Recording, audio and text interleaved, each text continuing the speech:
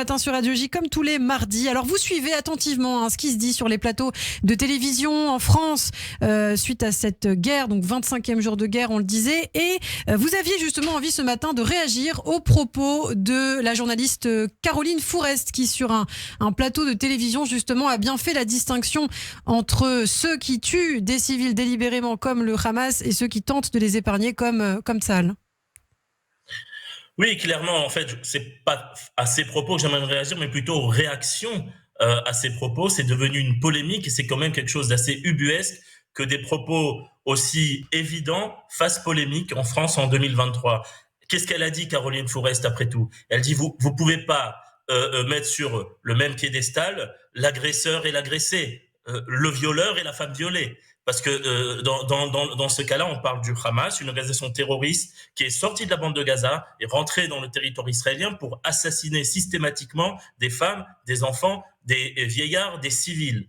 Et dans ce décompte macabre qu'on essaye de faire, d'essayer de mettre sur une sorte de pied d'égalité les chiffres des victimes israéliennes d'un côté et les chiffres de la riposte israélienne de l'autre, c'est complètement sortir, ça sort de l'entendement. Et c'est ce qu'a essayé d'expliquer, ce qu'a expliqué Caroline Fourest, c'est que Israël ne va pas systématiquement, délibérément frapper des civils à Gaza. Israël va frapper des terroristes à Gaza, des gens qui veulent la tuer, va se défendre et a tout fait pour éviter de toucher les civils.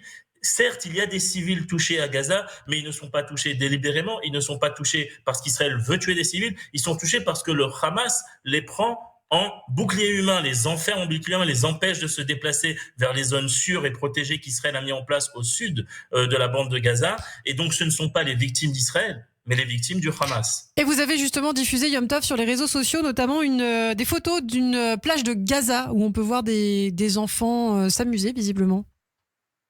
C'est pas Gaza, c'est à Deir el-Balah, c'est plus au sud que la ville de Gaza, c'est dans la bande de Gaza. Dans cette photo qui a été prise dimanche, donc avant-hier, et diffusée par le bureau du Premier ministre israélien, on voit clairement donc des enfants gazaouis en train donc de se baigner à la plage.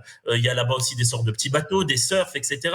Et ça a été pris, donc ça prouve bien que ces enfants n'ont pas peur de bombardements de civils. Ils n'ont pas peur d'être tués par l'armée israélienne puisqu'ils se baignent à la plage. Contrairement aux enfants israéliens, puisque aucun enfant israélien ne va à la plage en ce moment et depuis le début de la guerre, puisque les roquettes du Hamas, elles, visent les civils israéliens. Il n'y a pas d'abri à la plage où se protéger, donc personne ne va à la plage en Israël. Par contre, les enfants de Gaza se sentent assez sûrs d'aller à la plage car ils savent pertinemment que les avions israéliens qui passent au-dessus de leur tête ne visent pas des civils, mais visent des installations terroristes. Et s'il y a des civils qui sont morts à Gaza, on ne sait pas les vrais chiffres jusqu'à présent. On sait que ces chiffres sont trafiqués par le Hamas, puisque le ministère de la Santé de Gaza est aux mains du Hamas.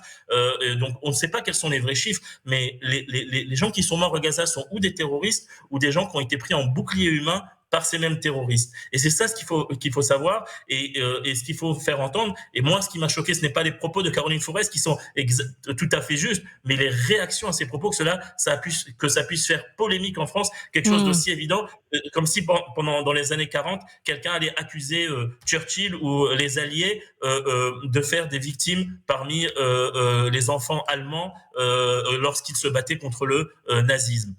Ou ce que quelqu'un appelait à faire un cessez-le-feu contre les nazis en 40, alors qu'en fin de compte, on savait très bien que ce qu'il fallait, c'est les vaincre, les battre pour la paix du monde. Et c'est ce qu'il faut ce qu'il y a à Gaza. Il faut vaincre le Hamas pour la paix des Palestiniens, pour qu'ils puissent vivre en paix et en sécurité, pour la paix des Israéliens et pour la paix, je crois, de tout le monde libre et occidental. Merci beaucoup, Yom Tov Khalfon, d'avoir été avec nous ce matin sur Radio J. On vous retrouvera la semaine prochaine. À bientôt.